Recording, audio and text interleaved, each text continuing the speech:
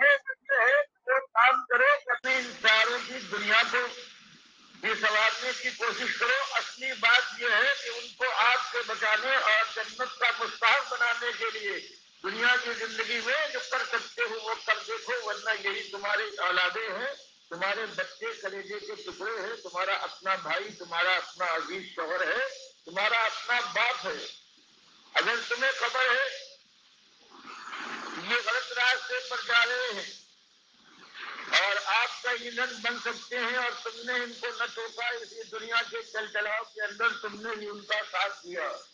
تو یہ ان کے ساتھ ایسا ظلم ہے کہ پچھتاوا ہوگا, لیکن اس پچھتاوے سے کوئی فائدہ نہیں ہے. اس لیے آج اللہ کے بندے جن کی مشکل میں آپ اٹھتے ہو, جن کے لیے آرام اور آسائش کے لیے جان لگاتے ہو, گرمی اور سردی اور بھوک اور پیاس سے ان کو محفوظ رکھنے کے لیے ہر وقت تیار رہتے ہو, تو اصلی کام یہ ہے کہ یا ایھا الذین آمنو, کہ اے ایماندارو اپنی جان کو ہر وقت اپنی نگاہ کے سامنے رکھتے ہو کہ یہ دنیا تمہاری سنور جائے. فرمایا اصلی سوال جو آ سکتا ہے وہ یہ ہے کہ قوا انفسکم, سب سے پہلے تمہاری اپنی جان کا یہ حق ہے کہ اس کو بچاؤ, اور اس کے بعد واہلیکم, تمہارے بال بچوں اعزاء اور اقارب کا حق ہے. کیا حق ہے؟ وہ حق یہ ہے کہ ان کو بچاؤ, اپنی جانوں کو بچاؤ. نارا دوزخ کی وہ بھڑکتی ہوئی آگ ہے کہ جس کے لیے اللہ فرماتا ہے چنگاری اگر اڑ کر تمہارے بدن کو چھو جائے تو چیخ پڑتے ہو, انگارے پر اگر ہاتھ پڑ جائے تو ہوش حواس کھو دیتے ہو, اور اگر تم نے دنیا کی یہ زندگی اللہ کی نافرمانی میں اور خاص طور سے اللہ کو سب و ستم کر کے کوئی شرک کر کے تم نے گزار دیا ہے, ایمان کو خراب کر لیا ہے, تو اس کے بعد اب موت نہ آئے گی. ہمیشہ کے وہ انگارے ہیں کانہو جمالۃ الصفر. مالک فرماتا ہے چنگاریاں وہاں اتنی بڑی بڑی چنگاریاں ہوں گی جیسے کہ بڑے بڑے پیلے اونٹ ہوتے, اور انگاروں کا انہا ترمی بشرر کالقصر. اس دوزخ میں اللہ نہ کرے تم اور تمہارے بال بچے, تمہارے اعزاء اور اقارب اس کے اندر جائیں, اس کا حال یہ ہے کہ اس کے اندر اچھلتے ہیں اتنے بڑے بڑے انگارے جیسے کہ بڑے بڑے محلات ہوں, اور جب وہ ٹوٹتے ہیں جہنم کی فرش کے اوپر چنگاریوں میں تبدیل ہوتے ہیں تو ایک ایک چنگاری بڑے بڑے پیلے اونٹ کی طرح سے بڑی ہوتی ہے. تو یہاں بیان کیا جا رہا ہے کہ سب کچھ کرنے والوں, اس دنیا کے سوال کے لیے اپنے پیاروں پر اپنی جان تک قربان کرنے کا حوصلہ رکھنے والوں, اور اگر تم نے ان کے لیے آگ سے بچنے کا انتظام نہ کیا اور دنیا کی اسی رنگینی میں ان کو کھو دیا, پیدا ہوئے تب ایک تمہاری خواہش ہوئی کہ دنیا انہیں مل جائے, کچھ بڑے ہوئے اور پڑھنے لکھنے کے لائق ہوئے تو خالص اللہ کی بات اور اس کے رسول کی بات ان کے سامنے لانے کی بجائے باقی ان کو کہیں کسی مدرسے میں کسی اسکول میں داخل کر دیا جہاں خالص دنیا کا انتظام ہوتا ہے, اور 20-22 سال انہوں نے اسی راستے میں لگا دی. ایک دن وہ ایسے اسکول میں جس سے دنیا بنتی ہے نہ جائے تو تمہارے چہرے پر آثار غصے کے نمودار ہو جائیں, لیکن اگر اللہ اور اس کے رسول صلی اللہ علیہ وسلم کی کسی بات کو بھی نہ مانے اور اس کے بعد تمہارے دل کے اوپر کوئی اثر نہ ہو, تو یہ اس کے ساتھ اپنی اولاد, اپنے پیاروں کے ساتھ, اپنے جگت کے ساتھ یہ تمہاری محبت نہیں ہے بلکہ دشمنی ہے. اس لیے اپنی جان کو جہاں آگ سے بچانا ہے تو اپنے پیاروں کو بھی اللہ کی آگ سے بچاؤ, جس کا حال یہ ہے وقودها الناس والحجارہ. اس کے اندر انسان جائیں گے اور ان کے بدنوں میں جب آگ لگے گی تو اس سے دھواں اٹھے گا, شعلے نکلیں گے,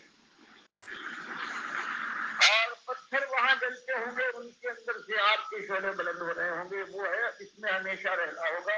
اور کمی آنے کی بجائے مالک نے فرمایا لن نزیدہم الا عذابا, ہم ان کے عذاب میں کمی لانے کی بجائے ہر لمحے ان کے عذاب کو بڑھاتے رہیں گے. کھال جل جائے نئی کھال بنائیں گے, چہرہ اس طرح سے بھن جائے گا جیسے بھنی ہوئی سری ہوتی ہے. سر کے اوپر وہ پانی ڈالا جائے گا جس کو حمیم کہتے ہیں, وہ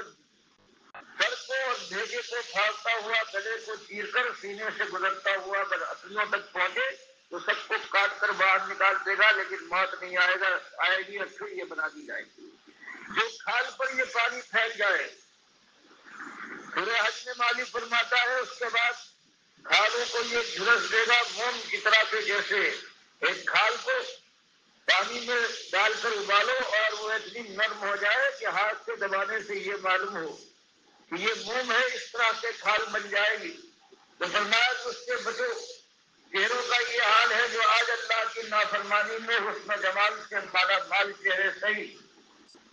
لیکن اگر وہ اس طرح سے اللہ کی نافرمانی میں تمہارے یہ عزیز اور پیارے ہیں، یہ اگر اس آگ میں پہنچ گئے تو کبھی یہ ہوگا کہ اوپر کا ہونٹ جلے گا، سوجے گا، آماز کرنے کے بعد سوجنے کے بعد ماتھے تک پہنچائے گا، اور نیچے کا ہونٹ ہے وہ سوجنے اور آماز کرنے کے بعد ناف تک اتر آئے گا۔ ایسے بھیانک چہرے ہو جائیں گے۔ تو ان کو اس آگ سے بچانے کے لیے کوشش کرو، اپنی جان لگاؤ، جن کی دنیا بنانے کے لیے اپنی جان ہلکان کرتے ہو اللہ کے بندو۔ اور وہاں حال یہ ہے کہ انسان اور پتھر اس میں جلیں گے، اور وہاں اگر یہ سمجھو کہ چیخ و پکار سے طاقت اللہ سے وہاں کے جو معاصر فرشتے ہیں ان کے دل میں کچھ نرمی پیدا ہوگی، کچھ رحم کریں گے، کچھ برس کھا کر کچھ کمی پیدا کر دیں گے۔ مالک فرماتا ہے نہیں، علیہ ملائکۃ غلاظ شداد، اس کے جہنم کے اور دوزخ کے جو نگراں فرشتے ہیں وہ ایسے فرشتے ہیں غلاظ شداد جو انتہا سخت وہ ہے